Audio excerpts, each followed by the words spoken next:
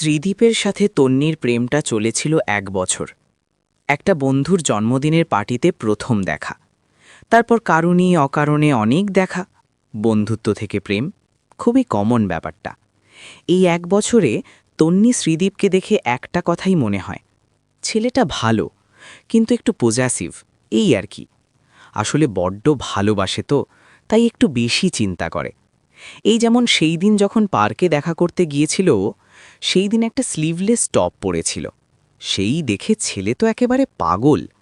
নিজের জ্যাকেটটা খুলে তন্নিকে পরিয়ে দিয়ে বলল, আমার একটুও ভালো লাগে না তন্নি, লোকে তোমার দিকে ওইভাবে তাকিয়ে থাকবে। তুমি জানো তুমি কতটা সুন্দরী। আমি তাড়াতাড়ি মা বাবাকে বিয়ের কথা বলতে তোমাদের বাড়ি পাঠাবো, তারপর সারা জীবনের মতো তোমাকে নিজের করে নেব। সেই দিন কথাটা শুনে তন্নির চোখে লাজুক হাসি। সত্যি, ছেলেটা পাগল ওর জন্য। আর সেই বছরের ২৯ নভেম্বর ওদের বিয়েটা হয়েই গেল। তন্নি বাবা মায়ের একমাত্র মেয়ে, তাই বিয়েতে ওরা কোনো ইচ্ছা অপূর্ণ রাখেনি। লোক হয়েছিল প্রায় ১০০০। এনগেজমেন্ট, মেহেন্দি, গায়ে হলুদ, বিয়ে, বৌভাত, এইসব নিয়ে অনুষ্ঠান চলেছিল ৭ দিন ধরে। আর ৮ দিনের দিনই ফ্লাইটে করে ওরা সোজা চলে যাবে কলকাতা থেকে নেপাল। হনিমুনে কোথায় যাবে এই নিয়ে বিয়ের আগে প্রায় ১ মাস ধরে অনেক ঝামেলাঝাটি চলেছিল শ্রীদীপ আর তন্নির। তন্নির পছন্দ ছিল সমুদ্র, আর শ্রীদীপের পাহাড়। এই নিয়ে অনেক কথা কাটাকাটির পর শ্রীদীপ হঠাৎ একদিন তন্নিকে না জিজ্ঞাসা করেই নেপালের ফ্লাইট বুক করে দিয়েছিল। রাতে ফোনে কথাটা শুনে তন্নির চোখ দুটো অজান্তেই জলে ভিজে গিয়েছিল। হনিমুনটা কি শ্রীদীপের একার, তন্নির না? এত বড় একটা ডিসিশনও একা নিয়ে নিল, ওকে বললও না। মাকে জড়িয়ে ধরে রাগে অভিমানে তন্নি যেন সেই দিন ভেঙে পড়ল। মা ওর মাথায় হাত বোলাতে বোলাতে বলল, তুই একটা পাগল, এইটুকুতে কেউ এইভাবে কাঁদে নাকি? আর বিয়ের পর মেয়েদের একটু তো মানিয়ে চলতেই হয়, বুঝলি? জীবনে সেই দিন প্রথম ওর মা ওর হয়ে কথা বলল না, আর একটা মূলমন্ত্র যেন ওর কানে দিয়ে দিল। বিয়ের পরের মূলমন্ত্র, মানিয়ে চলা। ওদের হানিমুন থেকে ফেরার ৭ দিন পর হঠাৎ তন্নির শ্বশুরবাড়ির দরজায় কলিং বেল বেজে উঠল। দরজা খুলেই সেই চেনা মুখ, অরিন্দম, তন্নির স্কুল লাইফের বন্ধু। ওদের বিয়ের সময় চেন্নাইতে ছিল, তাই আসতে পারেনি তখন। কিন্তু ফোনে বলেছিল, তন্নি, তোর বিয়ে মিস হচ্ছে তো কি হয়েছে, তোর গিফট কিন্তু মিস হবে না। নিজে গিয়ে তোর শ্বশুরবাড়িতে দেখা করে আসব, গিফট আর ফুলের বুকে সমেত। সত্যি, অরিন্দমের কথার দাম আছে। ঠিক অ্যাড্রেস চিনে হাজির হয়েছে। সেই দিন সারাটা সকাল উড়ছিল নস্টালজিয়াতে ভরা। পুরনো স্কুল, পুরনো বন্ধু, কত গল্প জমা ছিল ওদের। প্রায় ৬ বছর বাদে আবার দেখা। যাই হোক, সেদিন সন্ধেবেলা একগাল হেসে তন্নি শ্রীদীপের কাছে গেল। বলো, কি দারুণ সারপ্রাইজটা দিল অরিন্দম। আমি তো ভাবতেই পারিনি ও সত্যি সত্যি এসে হাজির হবে। কতদিন বাদে মনে হচ্ছিল স্কুলের দিনগুলোতে ফিরে গেলাম। কথাটা শুনে শ্রীদীপ অদ্ভুত দৃষ্টিতে তন্নির দিকে তাকালো। ওর চোখে কেমন একটা নোংরা দৃষ্টি। হ্যাঁ, সেই দেখতেই পেলাম। পুরনো বন্ধুকে দেখে কি ঢলানিপনাটাই করছিলে। তো এইসব নোংরামি আমার বাড়িতে না করে কোনো রেস্টুরেন্টে দেখা করে করলেই হতো। মা বাবা কি ভাবল কে জানে। কথাটা শুনে তন্নির যেন একটা ধাক্কা লাগল। এইভাবে বলল শ্রীদীপ ওকে, এতগুলো খারাপ কথা, তাও এই ভাষায়। কানে কথাগুলো খুব লাগছিল। বিশ্বাস হচ্ছিল না যে একজন ইঞ্জিনিয়ার এই যুগে এই সব কথা বলতে পারে। হঠাৎ একটা প্রশ্ন ওর নিজের মন ওকে করে বসল। তাহলে কি এই বিয়েটা ওর জীবনটাকে থমকে দিল? অবশ্য সেই রাতে শ্রীদীপ বিছানায় তন্নিকে জড়িয়ে ধরে নরম সুরে বলেছিল, আসলে তুমি তো জানো, রাগ হলে আমার মাথার ঠিক থাকে না। ওইভাবে কথাগুলো বলা আমার উচিত হয়নি। আমাদের ফ্যামিলি একটু কনজারভেটিভ, তাই প্লিজ তুমি এরপর তোমার কোনো ছেলে বন্ধুকে বাড়িতে আসতে বলো না, ভালো দেখায় না। সেই রাতে তন্নি সারা রাত জেগেছিল। বুকের ভেতর একটা জমাট কষ্ট ওকে যেন শেষ করে দিচ্ছিল। চোখের জলে বালিশটা ভিজে যাচ্ছিল বারবার। এই ঘটনার পর ১ মাস হয়ে গেছে। তন্নি আর ছেলে কি মেয়ে বন্ধুকে ওর শ্বশুরবাড়িতে ডাকে না। মা বলেছিল মানিয়ে চলতে, এখন বোঝে কথাটার মানে। যেমন সেই দিন তন্নি পয়লা বৈশাখের কেনাকাটি করতে বেরিয়েছিল। ২ ঘণ্টা বাদে যখন বাড়ি ফিরল, তখন শ্রীদীপের মুখ ভার। তুমি নাকি গলির মুখে কোনো একটা উটকো ছেলের সাথে দাঁড়িয়েছিলে? গলির সামনে বিশু কাকার মুদির দোকান। জানো আমাকে কি বলল? যে তোমাকে নাকি ওই ছেলেটার সাথে এমন অবস্থায় দেখেছে যে মুখেও আনা যায় না। কথাগুলো এক নাগাড়ে শ্রীদীপ বলে গেল। তন্নি অবাক। তুমি কি পাগল? গলির মুখে বিল্টুর সাথে দেখা হয়েছিল। ক্লাস 12-এ পড়ে। বিয়ের আগে আমার কাছে পড়তো। মিস বলে ডাকে আমাকে। তুমি তো চেনো। কথাটা শুনে শ্রীদীপ 2 মিনিট চুপ করে থাকল। তারপর বেশ ভেবে বলল, দেখেছ তাহলে লোকে কেমন 6 কথাকে 9 করে। রং লাগিয়ে কথা বলাটা লোকেদের যেন স্বভাব। বিশু কাকা আমাকে বলেছে তাও এক, যদি মা বাবাকে বলতো একটা কেস হয়ে যেত। দেখো তন্নি, এরপর রাস্তাঘাটে কোনো ছেলের সাথে দেখা হলে অত দাঁড়িয়ে দাঁড়িয়ে কথা বলবে না। বাড়ির বউ তুমি, এটা মাথায় রেখে চলবে। সেই দিনও বুঝল যে শ্রীদীপ আর একটা ফরমান জারি করল। মানিয়ে চলার লিস্টে আর একটা ব্যাপার যুক্ত হলো।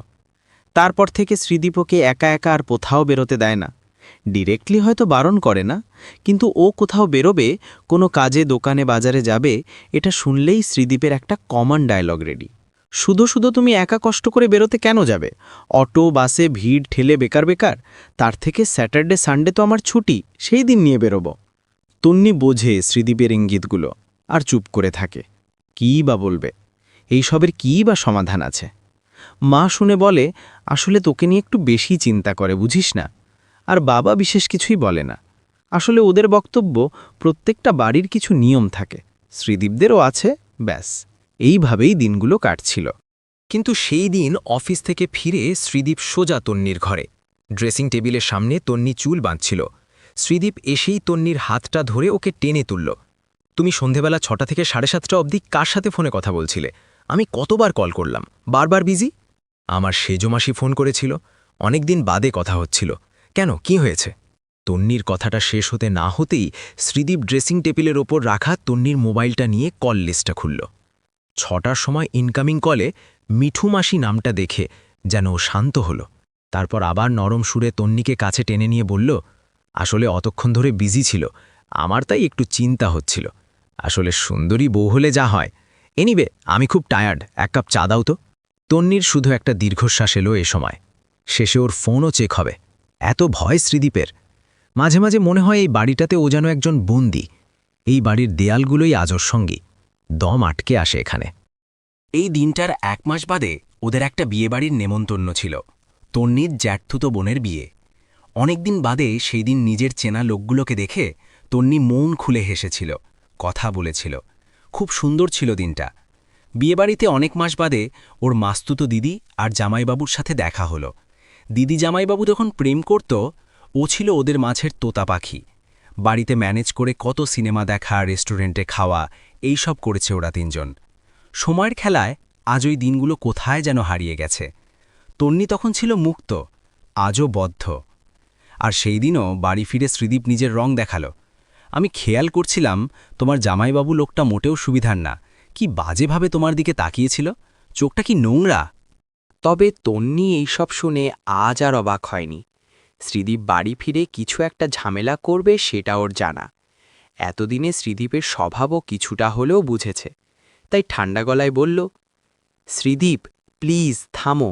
জামাইবাবুকে আমি তোমার থেকেও আগে চিনি। প্রত্যেক বছর রাখি পরাতাম ওর হাতে। ওকে নিয়ে অন্তত খারাপ কথা বলো না। শ্রীদীপ কিন্তু সেই দিন তর্ক থামালো না, বেশ তেজ দেখিয়ে বলল, শোনো, একটা কথাই আছে, শালি আধিঘারবালি। আর ছেলেরা একমাত্র রক্তের সম্পর্ক ছাড়া কাউকে নিজের বোন হিসাবে মানে না। পাতানো বোন রাখে ফুর্তি করার জন্যই। না, এটা শুনে তন্নি চুপ করে গেল। এই মানসিকতার কাউকে আর কিছুই বলার নেই। তবে সেই রাতে তন্নি বাইরের ড্রয়িং রুমে শুয়েছিল। পারছিল না আর ওই মানুষটার সাথে একটা ঘরে থাকতে। ও বুঝতে পারছে, আস্তে আস্তে ও সহ্যের সীমা শেষ হয়ে আসছে। তাই তারপরের দিনই তন্নি কিছু কোম্পানিতে চাকরির জন্য অ্যাপ্লিকেশন দিল। কম্পিউটার সায়েন্সের স্টুডেন্ট, কোথাও একটা ঠিক ওর চাকরি জুটবেও জানত। এখন খুব মনে হয় নিজের একটা পরিচয় খুব দরকার ওর, শুধু নিজের জন্য। ওর মনের কথাটা মিলেও গেল। কিছুদিনের মধ্যেই একটা কোম্পানি থেকে ইন্টারভিউ কল এলো, পোস্টে এলো। ও জানত লেটারটা দেখে বাড়িতে কিছু একটা অশান্তি ঠিক হবে, আর হলোও তাই।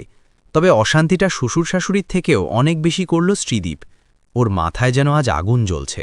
ওকে না জিজ্ঞাসা করে তন্নি চাকরির জন্য অ্যাপ্লাই করেছে এটা যেন ও কিছুতেই মানতে পারছে না, তাই চিৎকার করে বলছিল, আমাদের বাড়ির বউরা কখনো বাইরে বেরিয়ে চাকরি করে না, আর কিসের অভাব তোমার, পায়ের ওপর পা তুলেই তো খাচ্ছ, তাহলে এত ন্যাকামি কিসের?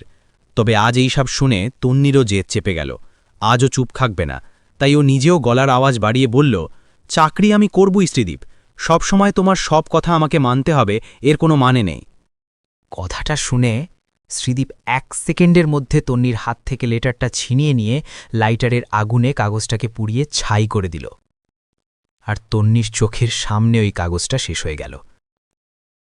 সেই আগুনের সামনে হঠাৎ তন্নির কানে একটা কথা ভেসে এলো জানো। 1.5 বছর আগে গঙ্গার ধারে বসে শ্রীদীপকে বলেছিল, বিয়ের পর তোমার চাকরি করতে ইচ্ছে হলে করবে, তুমি এত পড়াশোনা করেছ বাড়িতে বসে থাকার জন্য নাকি? সত্যি, কি তাড়াতাড়ি শ্রীদীপের সব কথাগুলো বদলে গেল। নাকি আগেরটা ছিল অভিনয়? আজও সত্যি। এই দিনের পর থেকে ও শ্রীদীপের সাথে আর কথা বলতো না, প্রয়োজনে অপ্রয়োজনে কক্ষণই না। আসলে কথা আর আসতই না। এখন রোজ রাতে ওর ঠিকানা ড্রয়িং রুমের সোফাটা। এর মধ্যে একটা শনিবার ও রান্নাঘরে যাচ্ছিল 1 কাপ চা আনতে, কিন্তু হঠাৎ রান্নাঘরের দরজার সামনে পাটা থমকে গেল। শ্রীদীপ বাড়ির কাজের লোকটাকে জিজ্ঞাসা করছে, আমি চলে যাওয়ার পর কি বাড়িতে কেউ আসে বৌদিমণির সাথে দেখা করতে? দুপুরবেলা, যখন মা বাবা ঘুমোয় তখন। কিছু জানিস? কাজের লোকটা ঘাড় নাড়িয়ে উত্তর দিল, না দাদাবাবু, কেউ আসে না, আমি তো দুপুরে আপনার কথা মতন জেগেই থাকি, নজর রাখি বৌদিমণির ঘরে। কথাগুলো শুনে তন্নি যেন আর দাঁড়িয়ে থাকতে পারছে না। এত অপমান, এতটা! শেষে একটা বাড়ির কাজের লোক ওকে ক্যারেক্টার সার্টিফিকেট দেবে, সে ওর উপর নজর রাখে। শ্রীদীপ কি মানসিক রোগী? অবিশ্বাস করাটা কি ওর স্বভাবে, মানসিকতায়? কিসের এত ভয় ওর? এখন যেন তন্নির মনে হয় যে সব সময় দুটো চোখ ওর দিকে নজর রাখছে, ওর খাওয়া, শোয়া, হাঁটা চলা সব দিকে। ও যেন একটা রোবট, আর তার রিমোটটা শ্রীদীপের হাতে। হয়তো আর কয়েকদিন বাদে ঘরের 4 দেয়ালে সিসিটিভি ক্যামেরা বসবে ওর উপর নজর রাখার জন্য। বিয়ের এই 1 বছরে ওর জীবনটা যেন পুরোপুরি বদলে গেল। এখন আর মুক্ত বাতাস নেই, এই জীবনে শুধুই অন্ধকার। বিয়ে নিয়ে কত স্বপ্ন দেখেছিল তন্নি, আজ সেই স্বপ্নগুলো ওকে দেখে যেন হাসে, মজা করে। বাস্তব ওকে আঁকড়ে ধরে রোজ। তবে সেই দিন আর পারল না তন্নি, এইভাবে ও দম বন্ধ হয়ে মরে যাবে। ও আজ নিজের বাড়ি যাবে, বাবা মার কাছে। ওদের গিয়ে সবটা বলবে, বোঝাবে শ্রীদীপের চিন্তাধারার কথা। শ্রীদীপ যেটা করে সেটা একটা মানসিক রোগ, একটা পাগলামি, এটা কোনো বাড়ির নিয়ম হতে পারে না। এইসব ভেবেই ট্যাক্সিতে উঠল, কিন্তু মাঝ রাস্তায় ট্যাক্সিটা দাঁড়িয়ে পড়ল হঠাৎ। সামনেই একটা অ্যাক্সিডেন্ট হয়েছে। তন্নি রাস্তায় নেমে অবাক, রক্তে মাখা সেই চেনা মুখটা দেখে। তন্নি এরপর নিজে ট্যাক্সিতে তুলে নিল মানুষটাকে, হসপিটালে অ্যাডমিট করে। সেই দিন সন্ধে অবধি ছিল তন্নি। ব্লাড অ্যারেঞ্জ করা, ওষুধ কেনা সবই ও করেছে। আসলে এই মানুষটার বাড়িতেও তো কেউ নেই। তন্নি কাকেই বা খবর দেবে অ্যাক্সিডেন্টের? এই সবের মাঝে একবার শ্রীদীপ কল করেছিল। কি শুনলাম আমি? তুমি বাড়িতে কিছু না বলে বেরিয়ে গেছ, দিন দিন কি তোমার ডানা গজাচ্ছে? তন্নি সেই দিন এক কথাই উত্তর দিয়েছিল, লাইফ কেয়ার হসপিটালে আছি, এখানে একজনের আমাকে খুব দরকার, তোমার বাজে কথা শোনার এখন সময় নেই আমার। ভেবেছিল ব্যাপারটা আর এগোবে না, কিন্তু ফোনটা রাখার আধ ঘন্টার মধ্যে শ্রীদীপ হসপিটালে হাজির। করিডোরের অত লোক, পেশেন্ট, নার্স, ডাক্তারদের সামনে তন্নির ওপর যেন ও ঝাঁপিয়ে পড়ল। আজ তুমি না, আজও তুইতে নেমে এসেছে। এই তুই ভাবিস কি নিজেকে রে? তোর সাহস কি করে হলো আমার পারমিশন ছাড়া একটা রাস্তার লোককে তুলে হসপিটালে নিয়ে আসার? আর তুই বাড়িতে না বলে বেরিয়েছিস? চল তুই আজ বাড়ি, তোদের মতন মেয়ে ছেলের সাথে ভদ্র ভাষায় কথা বললে চলে না।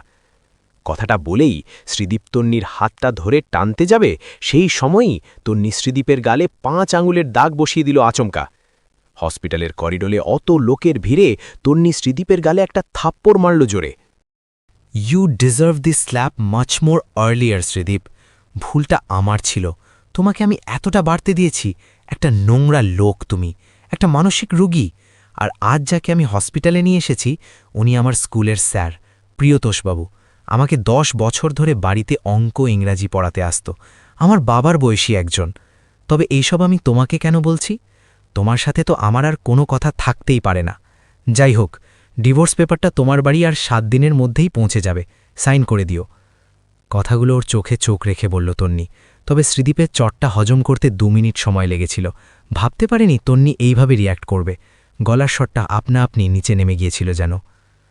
তুমি আমাকে সবার সামনে চড় মারলে? আমি তোমার হাজবেন্ড? তন্নি এবার দৃঢ় গলায় উত্তর দিল, না শ্রীদীপ, তুমি আমার হাজব্যান্ড কক্ষণই ছিলে না। তুমি বিয়ে করে যেন আমাকে কিনে নিয়েছিলে। আর কিছুদিন বাদে হয়তো নিঃশ্বাস প্রশ্বাসও আমাকে তোমার পারমিশন নিয়ে নিতে হতো। যাই হোক, এরপর বরং একটা কাজ করো, কুমোরটুলি থেকে একটা মাটির প্রতিমা অর্ডার করে বাড়ি নিয়ে এসো। তাকে বিছানায় শুইয়ে রাখবে। দেখবে সে না কোনো কথা বলবে, না রাস্তায় বেরোবে, না বন্ধুত্ব করবে কারোর সাথে। সব সময় তোমার নজরবন্দী হয়ে থাকবে। কথাটা বলেই সেদিন শ্রীদীপের থেকে সারা জীবনের মতন মুখ ঘুরিয়ে নিয়েছিল তন্নি। সেই দিনের পর আর তন্নি ওই বাড়ি ফিরে যায়নি। ওর 1 বছরের বিয়ে আজ ভেঙে গেছে, ডিভোর্স কেস শেষ। এখন আইনের চোখেও ওরা আর স্বামী স্ত্রী না। তন্নি এখন স্বাধীন। ও একটা মাল্টিন্যাশনাল কোম্পানিতে চাকরি করে। রোজ সেজেগুজে অফিস যায়, সবার সাথে অনেক কথা বলে। অনেক নতুন বন্ধু, পুরনো বন্ধুর ভিড় ওর জীবনে। ও আজ মন খুলে হাসে, কারণ আজও মুক্ত। ওর সামনে আজ সীমাহীন নীল আকাশ। আজও উঠতে চায়, আকাশের রামধনুর 7টা রঙকে স্পর্শ করতে চায়। প্রিয় বন্ধুরা, এতক্ষণ সাথে থেকে গল্পটা শোনার জন্য অশেষ ধন্যবাদ। গল্পটা ভালো লাগলে একটা লাইক, কমেন্ট ও শেয়ার করে দেবেন। আর পরবর্তীতে আরও এরকম নিত্য নতুন গল্প শুনতে চাইলে আমার চ্যানেলটি সাবস্ক্রাইব করে সাথে থাকুন। ভালো থাকবেন সবাই। ধন্যবাদ।